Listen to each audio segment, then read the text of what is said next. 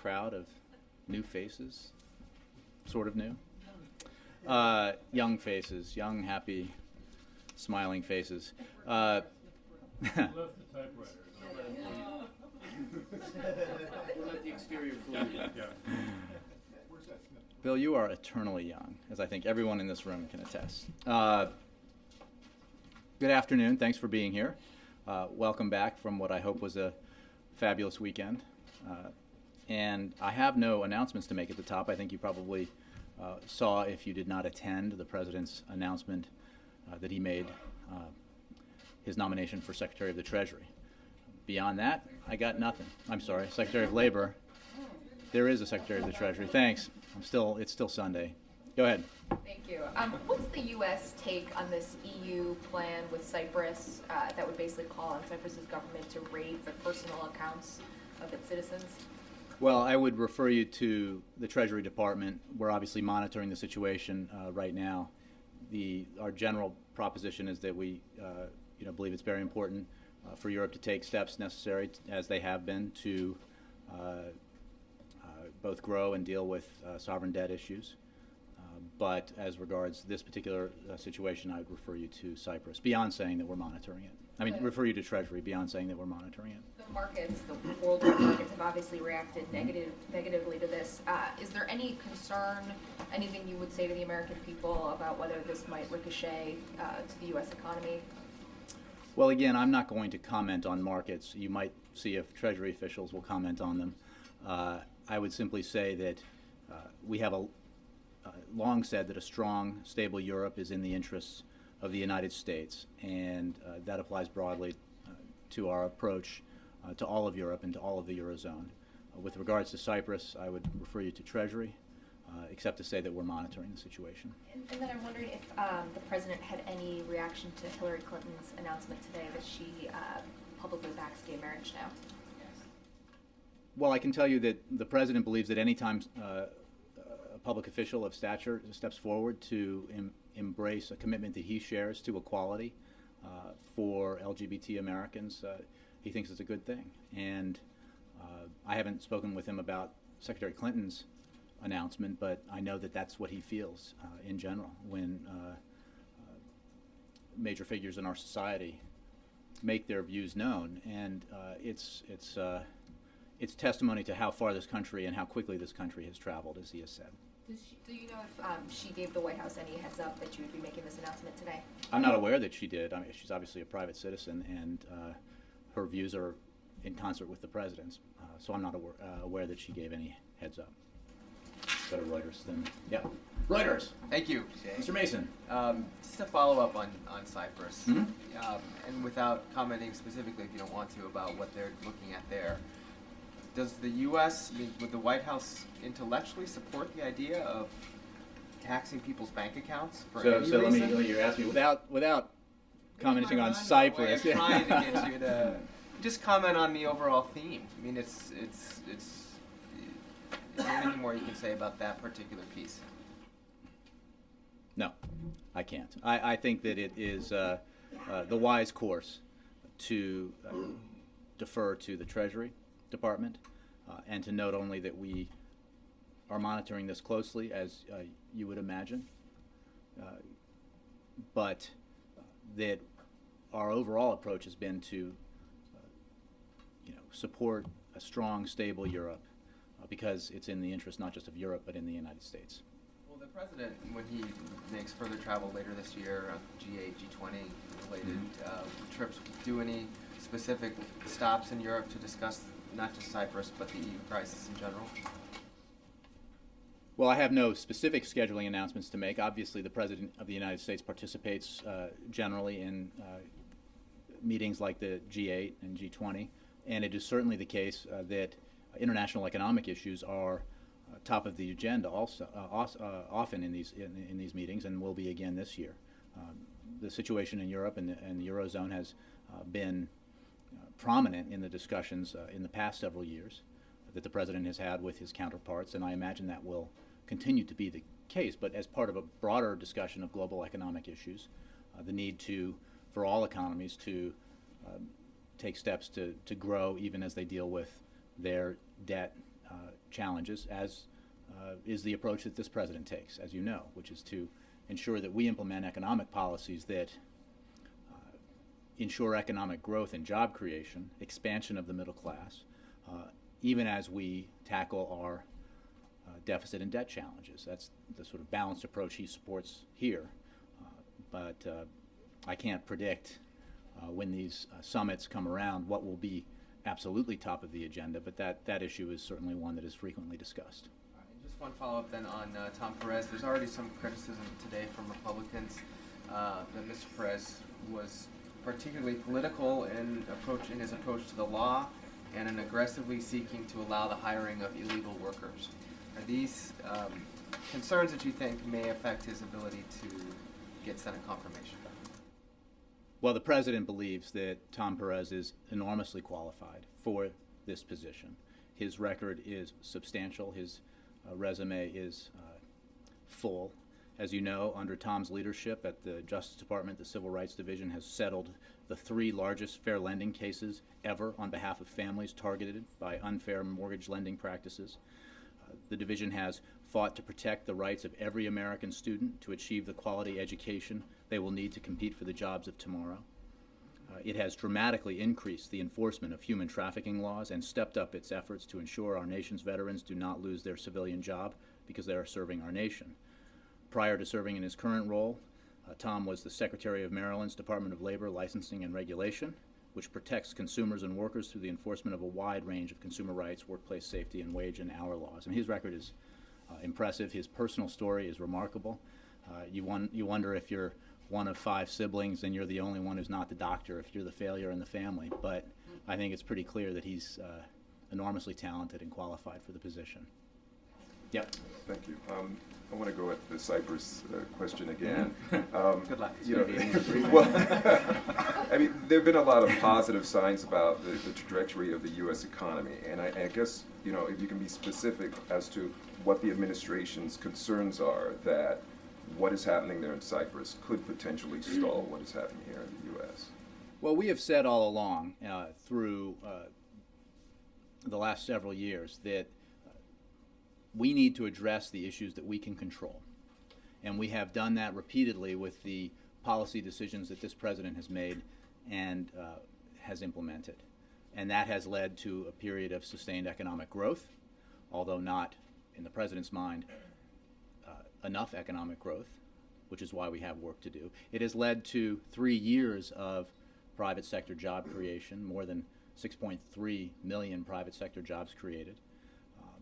But not enough, and that's why the president believes we need to press on with a jobs and growth agenda that ensures that even as we deal with our deficit and debt challenges, we're continuing to grow the economy and to do it in a way that enhances job creation, that strengthens the middle class, that protects seniors, that allows for investments in education, innovation, manufacturing, research and development that underpin our future economic development and growth. So, you know, we take that approach in part because it helps insulate the United States as much as possible in a global economy from you know, the impacts of various events around the world. But we do live in an international global economy, which is why the president has engaged so regularly and consistently and aggressively with his counterparts around the world as we emerge from the worst recession since the Great Depression, a global economic crisis and financial crisis that affected nations around the world. And we continue to do that. Now, you know, I don't have any specific comment on today's news, except to say that we have long said that a stable, strong Europe is in the United States' interest, and the president will continue to discuss with and coordinate with his counterparts to help in any way we can to help bring that about. On another issue, Republicans are going through quite a bit of retooling, trying to become more inclusive, pull in a different kind of demographic. I'm wondering if any reaction at all from the president as there's this big move in reacting to what happened in the 2012 election. Well, I'll tell you a couple of things. First of all, as the president has said, he believes that a strong two-party system is important in our democracy. It is also true, as he has noted, and the Constitution requires, he will not be running again for office. So, you know, his view of this is a little different probably than it was a year ago or more. But I would say, again, this is not coming from the president, but I think it's important to note that the best way to increase support with the public for your party is to embrace policies the public supports. And embracing policies the public does not support or aggressively rejects makes it more difficult to earn the public support. And you know, when it comes again to matters like how we grow our economy, and as we grow our economy, how we deal with our deficit and debt challenges, as I've noted frequently, the public overwhelmingly supports a balanced approach to that challenge. The public did not support last year, did not support the year before, an effort to deal with our deficit challenges by asking seniors to bear the burden through voucherized Medicare, asking families who have to deal with disabled children or parents in nursing homes to bear the burden, all so that the wealthiest can enjoy a massive tax break, a tax cut. Tax Policy Center says the latest Republican budget out of the House would give a $5.7 trillion tax cut. Even in today's numbers, that is a load of money, and somebody's got to pay for it. And there is no way to do it by any tax analysis that's credible without sticking it to the middle class if you believe you can do it in a revenue neutral way. Middle class pays. The wealthy and well-connected benefit. That's not economic policy that makes sense for the economy, and it certainly doesn't make sense for the middle class. And when can we expect the president to make his March Madness fix? I don't have an update for you on that, but I'm sure he will be, as so many sports fans will be, paying close attention when he can. As you know, he's about to head off on a foreign trip, but he'll, I'm sure, catch the news where he can. You know, working the brackets. Yes, sir. Jay, going back to the question about Hillary Clinton and her endorsement of gay marriage, there seems to be continued support, growing support for this. The Republicans, even today, as Dan mentioned, did in fact say they have to appeal more to gay voters. What is it going to take? Why does the president not promote now? Why does he now not promote federal legislation to make gay marriage legal nationwide instead of going state by state? I think the president addressed this, and I would refer you to his words, his views on this matter, his views on the decision to file a brief in the Proposition 8 case, his views about how that brief addressed the question the court was asking, but that on the broader principle, in his view, as to whether or not a state could present a reason to discriminate against LGBT Americans that was constitutional. He could not imagine it, but again, the brief filed responded to the case at hand. So I'm not going to get ahead of the president, but I would encourage you to look at his remarks on that matter. Yes, Mr. Rosen, welcome. Good to be back, Jay. Thank you. Two subjects, if I may. First, on the Perez nomination. This nomination comes shortly after the issuance of a report by the Department of Justice's Office of Inspector General, which touched on Assistant Attorney General Perez's conduct. I'm paraphrasing the report, but faithfully. It stated that that the investigators did not find that Mr. Perez misled them, but that his testimony before them did not capture the essence of the matters under investigation, and that by the common understandings of the English language, he should have known better, in essence. That's the thrust of the report. Was this report a factor for the president in his decision to nominate Perez? Did anyone read this report Well, you can before be nominating? sure that in any nomination process, all the necessary background research is done.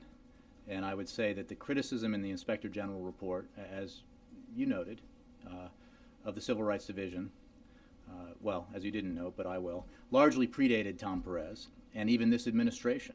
In fact, the report concluded that in the wake of the improper hiring practices that took place in the previous administration, Assistant Attorney General Tom Perez restored nonpartisan, merit-based hiring to the Civil Rights Division. The Inspector General concluded that voting rights enforcement decisions made by leadership were not due to improper racial or political considerations.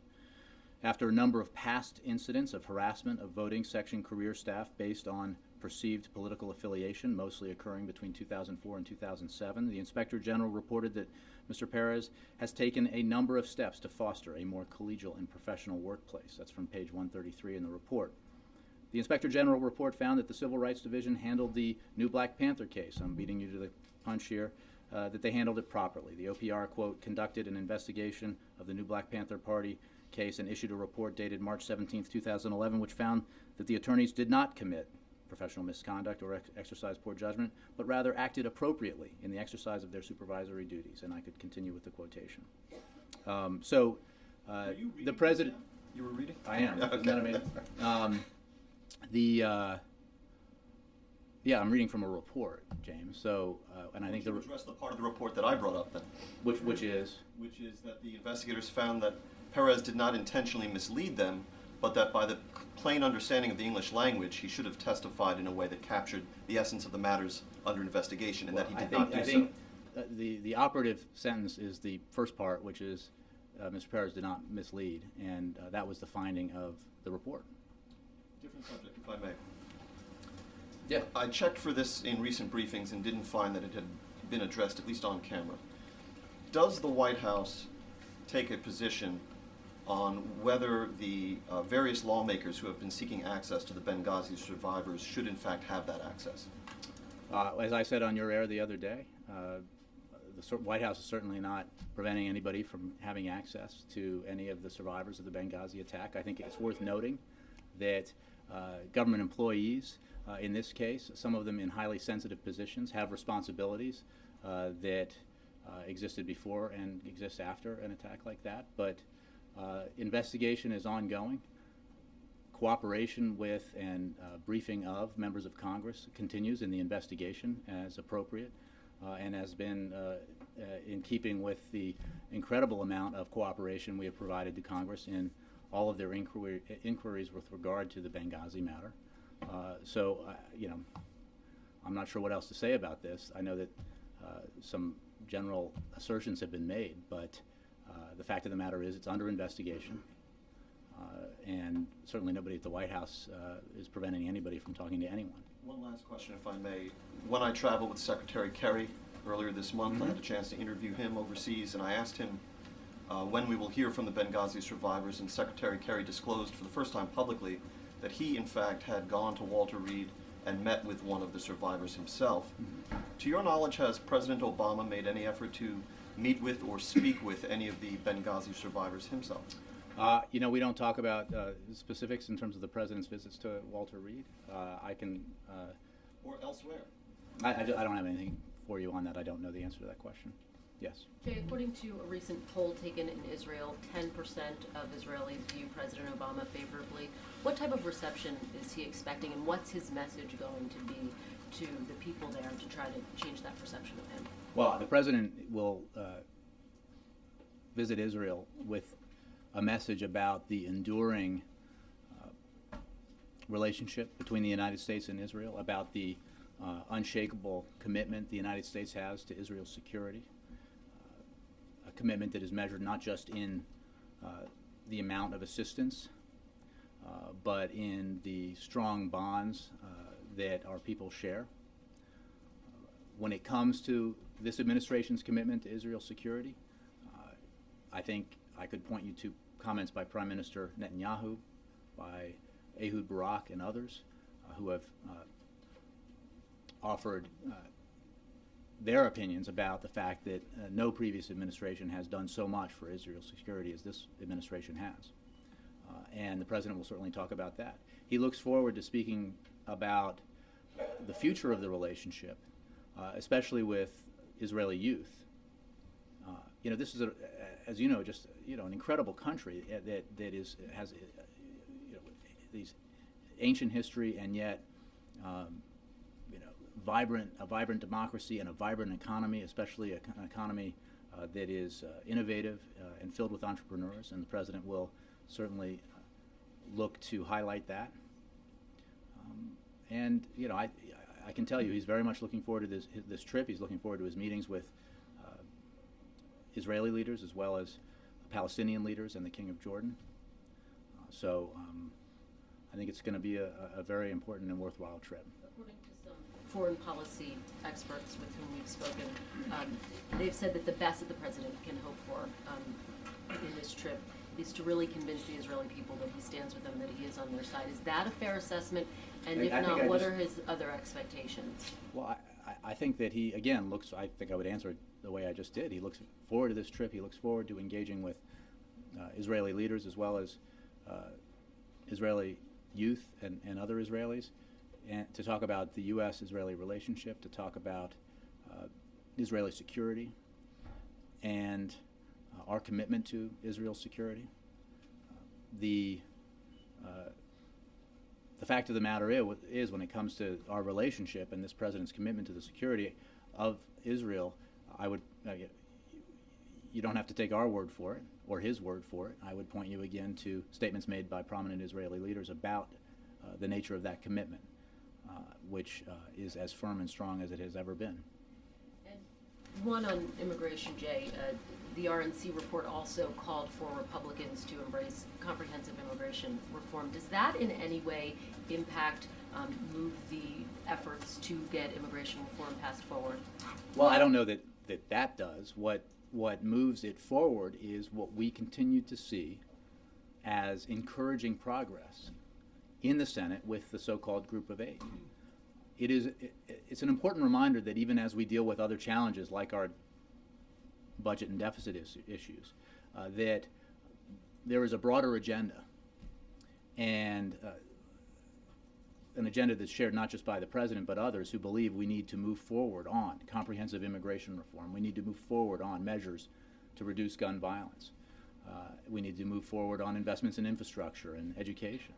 And those trains, if you will, keep moving in a positive direction. And it is worth noting that there are signs of continued progress from the Gang of Eight on comprehensive immigration reform. The President, as he has said in the past, believes that's very important and will continue to encourage that progress and look forward to the development of and passage of a bipartisan bill that he hopes he'll be able to sign, because that's good for the country. Has he identified a specific deadline by which he would like to see legislation proposed, and if not, that he will put forward? We have not identified a deadline. The President has said that he sees no obstacle to moving quickly, and he has encouraged the Congress to move quickly, the Senate in particular to move quickly, and there has been steady progress. The tripwire, if you will, is more about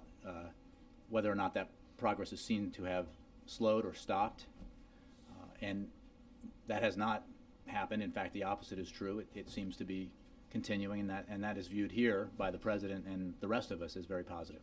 Jay, if the Bill, President's yeah. commitment to Israel is the unshakable commitment of the U.S. to Israeli security, and that's the message he wants to bring, why is he not speaking to the Knesset, as every other U.S. president recently has done? Well, the President will be meeting with Israeli leaders and will be giving a speech that will be covered by all of the Israeli media to Israeli youth, and I think that's entirely appropriate. To the idea that the notion that Israel's security is of concern only to members of the Knesset, I think, would be challenged by pretty much every Israeli over the age of 5 or 6. I said, why could he do both? Well, we're doing a lot. The schedule is very packed, I can tell you, with meetings and events and the speech. So it's going to be, we think, a trip that will reflect the President's commitment to Israel's security and to Israel's future, Well, sure. as well as his commitment to, well, Bill, I'm just telling you that we chose, the President chose Netanyahu to... spoke to Congress. Why doesn't the President speak to the Knesset? the president will speak to all of the Israeli people in front of an audience of young Israelis who, have it within their hands, the power to shape Israel's future, and he thinks that's entirely appropriate. And he will be meeting with Israeli leaders and government officials, of course, and the president's, I think, message will be heard by Israelis who are both members of the Knesset and who are not. Yes, sir. Jay? Yes, John. As the president heads in one direction, there's the other side of the world. There's some very provocative actions and comments and statements being made by the leader of North Korea, Kim Jong-un. Has the president been in contact with his allies, with his support system over there in Japan, et cetera, in South Korea, as well as China, in regarding the latest comments and the latest actions, including the rescinding of the armistice during the 60th anniversary of that taking place? Well, I can tell you that the president is very focused on this issue, and that his senior national security team is focused on this issue. As you know, with U.S. leadership at the United Nations Security Council, a resolution sanctioning North Korea passed unanimously with Russian and Chinese support, a not insignificant occurrence. The fact of the matter is, we remain committed to ensuring peace and stability on the Korean Peninsula, and this means deterring North Korean aggression, protecting our allies, and the complete denuclearization of the Korean Peninsula. The United States will not accept North Korea as a nuclear state, nor will we stand by while it seeks to develop a nuclear-armed missile that can target the United States.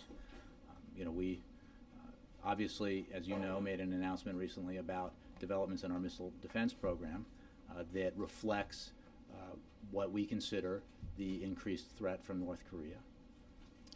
And we continue to work with all of our allies and partners on this issue to pressure and isolate North Korea, to make clear to North Korea what its options are and how it needs to proceed in order to rejoin the community of nations. Our position is quite firm on that. Mr. Nakamura, haven't seen you in a while. Welcome. Sure. The door is always open. Thank you. I have two questions on immigration. Number one, as long as you have your pass. Bright red. Two questions on immigration. In the Gang of Eight talks in the Senate on an immigration bill, I know that there's a general sense that the senators are potentially looking to make changes to the way the family visas are allocated, maybe to put a little less emphasis on family connections and more of an emphasis on work skills. Philosophically speaking, does the White House think that sort of a rebalancing of those priorities is necessary, is the right way to go? I think right now 2/3 of the visas given are for family reasons and only 14% for employment reasons. That Republicans are saying we need to do more for the economy. This is a way to prioritize because there is a huge backlog. Is that the right way to go? Well, I don't want to judge the bill or the work of the Group of Eight before it has emerged, and philosophically, the president thinks both are important. I would point you to his blueprint for his views on these issues, and it is obviously important to ensure that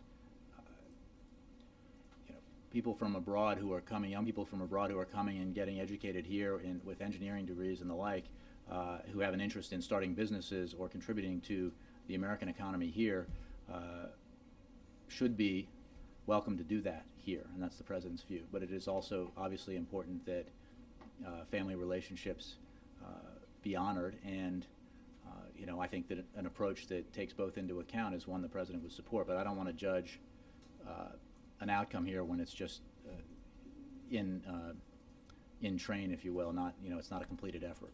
One other related question, tangentially related. The Chamber of Commerce came out last week and said that they felt that the negotiations with the AFL-CIO on immigration, as asked by the Senate and the White House to maybe come to an agreement on a guest worker program, had bogged down. The Chamber said that they've asked for 400,000 new visas for guest workers, brand new visas, and that the Chamber responded, or that the AFL-CIO responded with maybe a much lower figure of 10,000. Forget figures for a second. Is the president and the White House concerned about where those negotiations stand? Do they think they could still come to agreement? And where do you all stand on a guest worker program? It was not included, I think, in your principles, and the president, as you know, in 2007, as a senator, voted to sunset. such a bill or Well, such a program?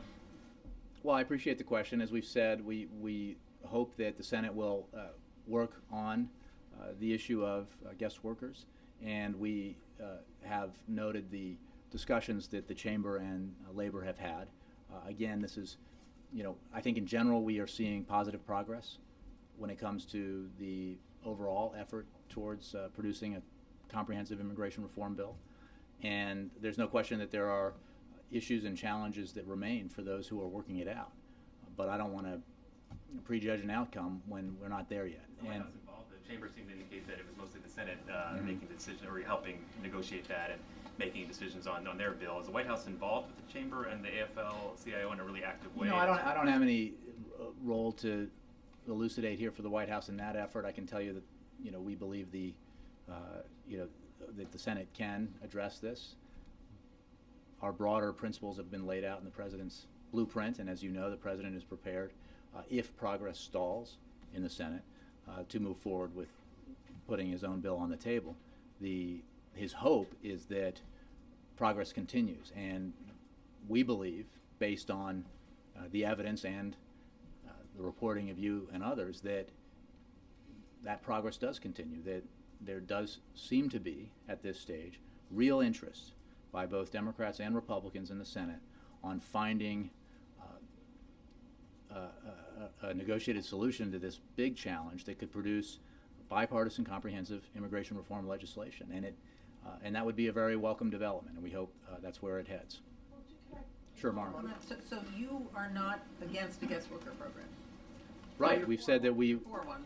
Well, what I've said in the past is that this is being worked on, and we hope it will be worked on in the Senate. It was not included in our blueprint, as others have noted in their questions, but we would look to the Senate and outside groups to work on this issue.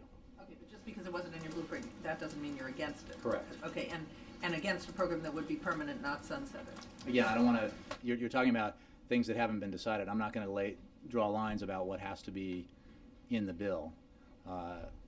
What I would point you to is our blueprint, and on this issue I would point you to the work being done by the Senate and others on it. April? Jay, the Republicans have come out with a plan for outreach.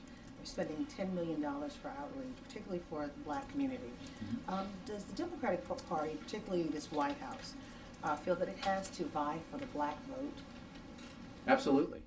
I mean, I would say that as a principle that the President had when he was running for election is one that I think everybody who runs for office should have, which is that you have to make a case for your election with every voter. Now, that's sort of out of my territory, but that's certainly reflecting the President's views from the past. He himself obviously is not running again. For questions about the counterpart to the RNC, the DNC, what their view is, I would refer you to the DNC. With current issues, particularly as it comes to cabinet posts that are up for new nominations and appointments, is there a concern in this White House from the community? Have you been talking to the community, the African American community, about the lack of black appointments in this cabinet for this second term so far? Well, I can't speak to others, and you could direct your questions to others in the White House who do that kind of outreach.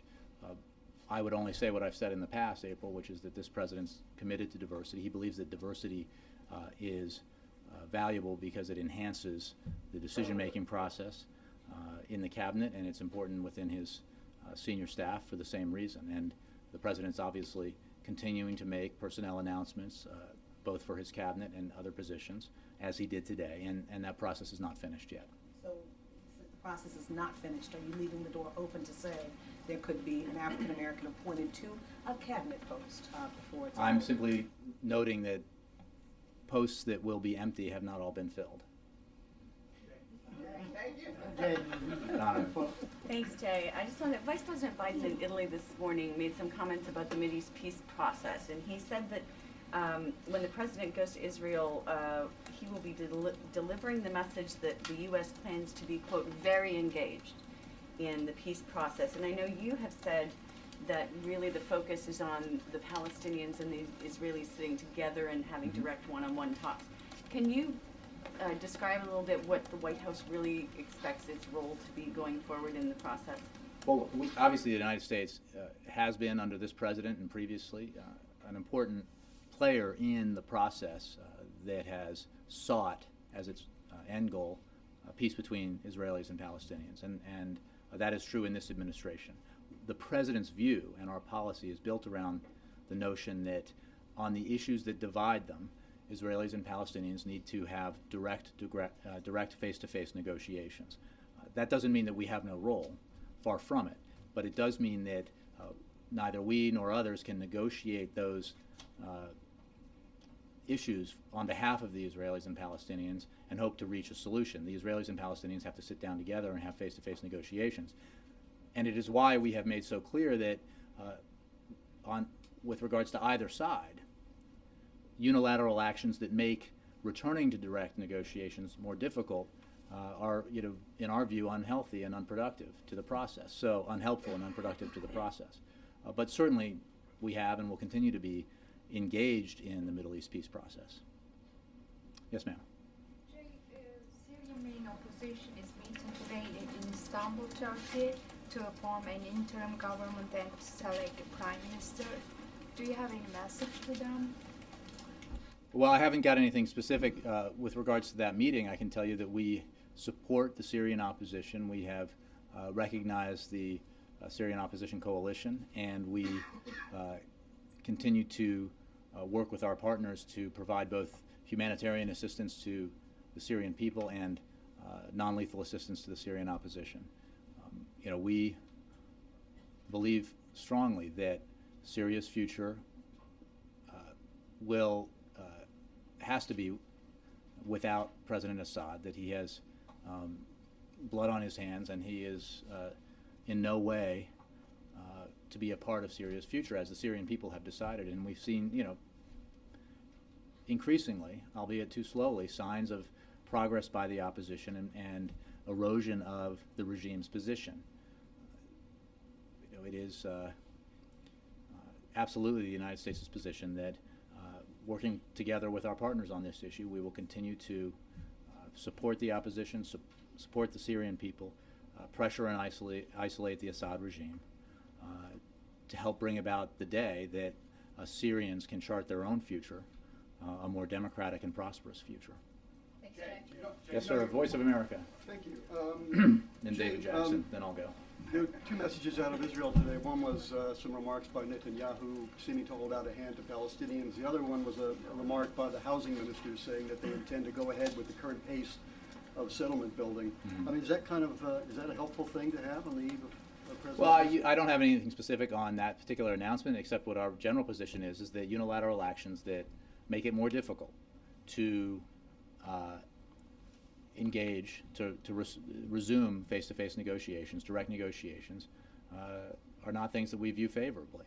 And that was true of unilateral efforts at the United Nations by the Palestinians, and it's been true of actions by the Israelis. It is in our view, and it's the position of the Israeli leadership, that a two-state solution is the preferred goal here for both Israelis and Palestinians, and that all of us who are party to that process, but in particular the Israelis and Palestinians, ought to take steps that enhance the prospect of progress. But beyond that, I haven't got any specific reaction. David? Jay, have you heard anything about an attempted hack of the Justice Department website, and do you have any comment on it? Just for no, I have neither heard nor of it, and therefore I do not have comment on it. One question from Colorado? From Colorado, sure. All right.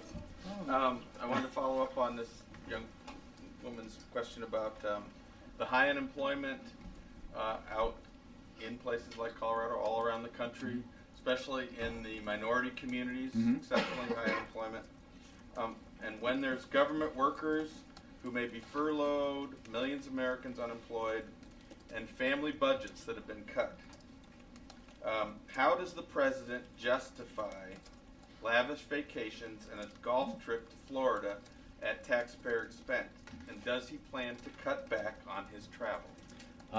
I can tell you that this president is focused every day on policies that create economic growth and help advance job creation. We have presided over the past 3 years over an economy that's produced over 6.3 million private sector jobs, and we have more work to do. And this president's #1 priority is growth and job creation. When you come to minority communities.